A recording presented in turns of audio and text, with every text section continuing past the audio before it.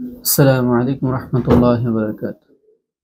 نحمده ونصلي على رسوله الكريم. أما بعد، أعوذ بالله من الشيطان الرجيم. بسم الله الرحمن الرحيم. ولله على الناس حج البيت من استطاع إليه سبيلا. صدق الله العظيم. দৈনিক সবুজ বাংলার ইসলাম ধর্ম বিষয়ক নিয়মিত আয়োজন দ্বীনের দাওয়াতে আপনাদের সাথে আছি আমি মোহাম্মদ নিয়ামতুল্লাহ।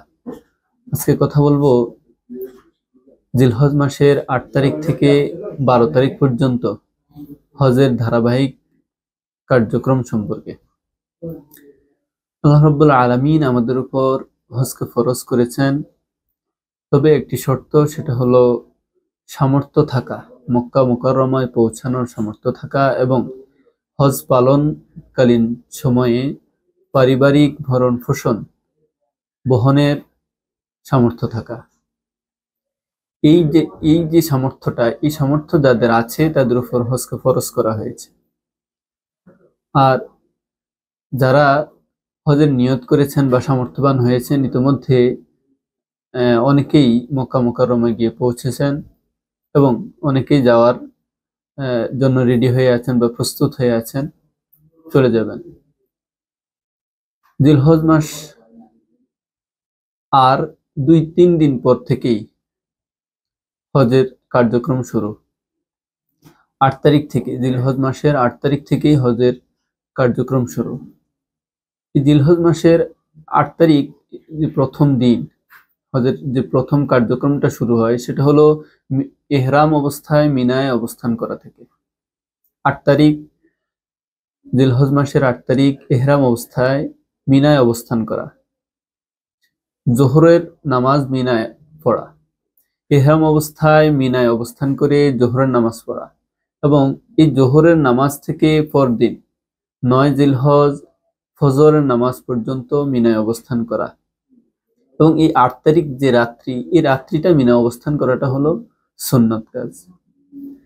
মিনায় জোহর থেকে ৮ তারিখ জোহর থেকে ৯ তারিখ ফজর পর্যন্ত অবস্থানের পর ৯ তারিখ সকালবেলা মিনা থেকে আরাফার উদ্দেশ্যে রওনার জন্য প্রস্তুতি গ্রহণ করা এবং ৯ তারিখ জোহরের সময়, জোহরের আগ মুহূর্তে বা জোহরের সময় আরাফায় অবস্থান করা এবং আরাফায় অবস্থান করে ৯ তারিখ ৯ জিলহজ আরাফায় অবস্থান করে হজের খুতবা শোনা এবং জোহরের নামাজ আদায় করা। এক্ষেত্রে মসজিদে নামিরায় যে জামাত হয়, সে জামাতে অংশগ্রহণ করতে পারলে অবশ্যই জামাতের সাথে নামাজ আদায় করবেন এবং মসজিদে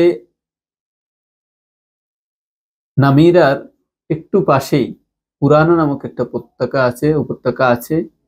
এই উপত্যকার মধ্যে বা এখানে এই জায়গাটা হলো আরাফার স্থানের বাহিরে, আরাফার যে সীমানাটা আছে এই সীমানাটার বাহিরে। আর আরাফায় অবস্থান করাটা হলো হজের ফরজ। ইহরাম বাঁধাটা হলো হজের প্রথম ফরজ, আর দ্বিতীয় ফরজটা হলো আরাফায় অবস্থান করাটা, আর সেটা ৯ জিলহজ। আর আরাফায় অবস্থান করার বিষয়টা হলো যে আরাফার সীমানার মধ্যে অবশ্যই থাকতে হবে। আরাফার একটা নির্দিষ্ট যে সীমানা আছে ওই সীমানার মধ্যে থাকতে হবে এবং সেটা হবে ৯ জিলহজ সূর্য ঢলে যাওয়ার পর থেকে সূর্যাস্ত পর্যন্ত। এই সময়টা হলো ওয়াজিব সময়। তবে ৯ জিলহজ রাত্র পর্যন্ত যে কোনো সময়ে আরাফায় অবস্থান করা যেতে পারে, বা কোনো কারণে কেউ যদি দিনে অবস্থান করতে না পারেন, কোনো ওজোরের কারণে, তাহলে তিনি রাতে যে কোনো একটা সময় অবস্থান করে তারপরে মুজদালিফায় রওনা হবেন। এক্ষেত্রে আরাফার দিনে আরাফার ময়দানে বেশি বেশি দোয়া করা। নবী করিম সাল্লাল্লাহু আলাইহি ওয়াসাল্লাম বলেছেন যে প্রত্যেক নবীরা এবং নবী করিম সাল্লাল্লাহু আলাইহি ওয়াসাল্লাম যে দোয়াটি আরাফার ময়দানে করেছেন সেটা হলো লা ইলাহা ইল্লাল্লাহু ওয়াহদাহু লা শারীকা লাহু লাহুল মুলকু ওয়া লাহুল হামদু ওয়া হুয়া আলা কুল্লি শাইইন কাদির। এই দোয়াটা বেশি বেশি করেছেন। তবে এক্ষেত্রে আপনি এই দোয়া তো করবেনই, সাথে সাথে অন্য যে সমস্ত হাজাত আছে, মনের কল্যাণকর বা নেক উদ্দেশ্যের যত দোয়া আছে, আপনি সাথে সাথে সে দোয়াগুলো করবেন। যত বেশি দোয়া করবেন তত বেশি উত্তম, কেননা আরাফার দিনের দোয়া হলো সর্বোত্তম দোয়া। হাদিসে এসেছে যে এই আরাফার দিনের দোয়াই হলো সর্বোত্তম দোয়া। এবং আরাফার দিনটি হলো এমন একটি দিন যে দিনে পৃথিবীর অন্য কোনো দিন, বছরের অন্য কোনো দিনে এত পরিমাণ মানুষকে জাহান্নাম থেকে মুক্ত করা হয় না, আরাফার দিনে যে পরিমাণ মানুষকে জাহান্নাম থেকে মুক্ত করা হয়। অতএব এই দিনের বিশেষত্বটা একটা অন্যরকম একটা বিশেষত্ব। এবং যারা হাজি আছেন তারা তো হজের উদ্দেশ্যে আরাফা অবস্থান করছেন। যারা হজে আমরা যেতে পারি নাই বা হজের সামর্থ্য নেই, আমরা অবস্থান করছি যে যার অবস্থানে, তারা অবশ্যই চেষ্টা করব আরাফার দিনটাতে রোজা রাখার জন্য। কেননা হাদিসে এসেছে, রাসূল সাল্লাল্লাহু আলাইহি ওয়াসাল্লাম বলেছেন যে আরাফার দিনের রোজাটা বিগত এক বছরের গুনাহ এবং আগত এক বছরের গুনাহ মাফ হওয়ার জন্য আল্লাহ রাব্বুল আলামিনের কাছে রাসূল সাল্লাল্লাহু আলাইহি ওয়াসাল্লাম আশা করেন।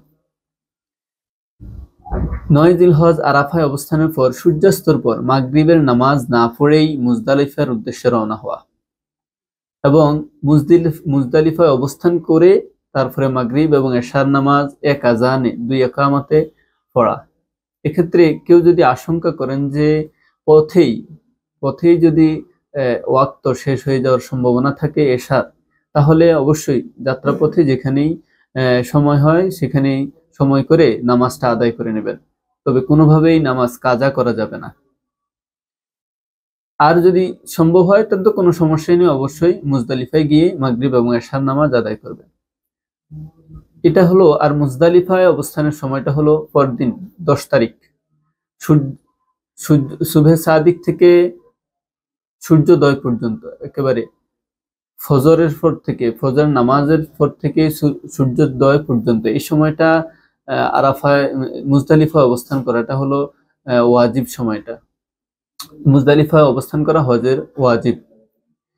আর এই যে 9 তারিখ সূর্যাস্তের পর মুজদালিফা রওনা হলেন এবং মুজদালিফায় রাত্রি যাপন করলেন রাতের বেলা, এই সময়টা আরেকটা যে কাজ করতে হবে সেটা হলো পাথর সংগ্রহ করে রাখতে হবে।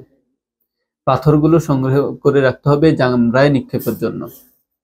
এবং 10 তারিখ যখন মুজদালিফায় ফজরের নামাজ পড়ে সূর্য উদয়ের আগেই আপনারা আবার মিনার উদ্দেশ্যে রওনা হবেন।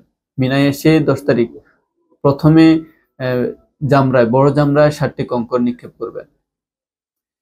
তারপরে যেটা হলো সেটা হলো বড় জামরায় কঙ্কর নিক্ষেপের পর কুরবানি করা হজের একটি ওয়াজিব কাজ। এক্ষেত্রে যারা তামাত্তু হজ এবং কিরান হজকারী তাদের জন্য এটা ওয়াজিব।